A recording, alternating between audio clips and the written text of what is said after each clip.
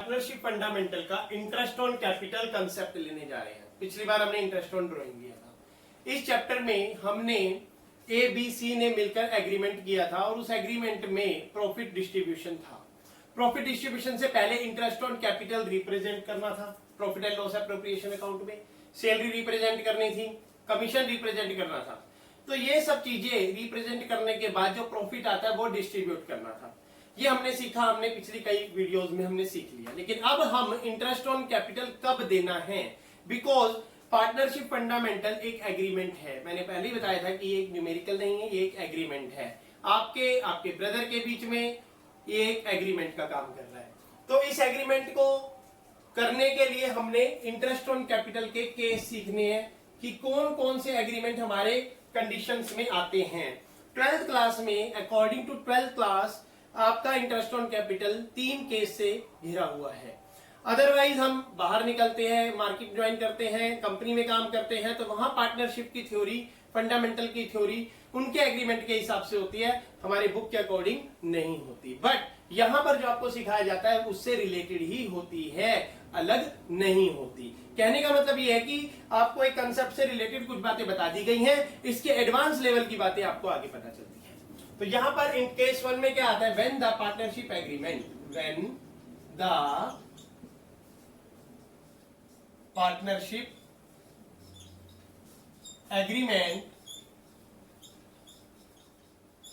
is silent about interest on capital, silent about interest on capital। तो अगर partnership agreement interest on capital को लेकर silent है, बात को समझना कि जो इंटरेस्ट ऑन कैपिटल को लेकर पार्टनरशिप एग्रीमेंट आपका साइलेंट है। साइलेंट है मतलब कि ए और बी और सी पार्टनर्स में किसी प्रकार की कोई बात नहीं हुई। किसको लेकर? इंटरेस्ट ऑन कैपिटल को लेकर। तो जब इंटरेस्ट ऑन कैपिटल को लेकर कोई बात नहीं हुई तो क्या इंटरेस्ट मिलेगा? No, no interest allowed on capital. तो इसका स्टार क्या बनेगा? Silent about interest on capital होगा तो no interest will be allowed on capital, will be allowed on capital. मतलब कैपिटल पर पार्टनर्स को कोई इंटरेस्ट नहीं दिया जाएगा। अब इसके ऊपर एक एग्जांपल उठा लेते हैं। क्या एग्जांपल है? एग्जांपल ये है A and B profit sharing ratio 3:2। Profit sharing ratio आपके सामने 3:2। Capital of A ₹2 lakh and ₹1 lakh.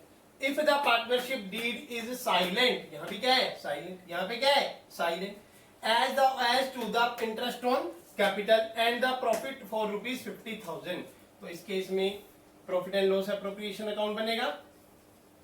Profit and loss appropriation account for the year ended लिखना जरूरी है। आप सबको मैंने पहले ही बताया हुआ है, मेरी पिछली वीडियो में देख सकते हो आप, 31 मार्च। उसके बाद ये अमाउंट और ये अमाउंट। तो पर्टिकुलर अमाउंट, पर्टिकुलर अमाउंट। यहां पर प्रॉफिट कितना है आपके पास? बाय नेट प्रॉफिट 50,000 है। बाय नेट प्रॉफिट 50,000 है। उसके बाद टू प्रॉफिट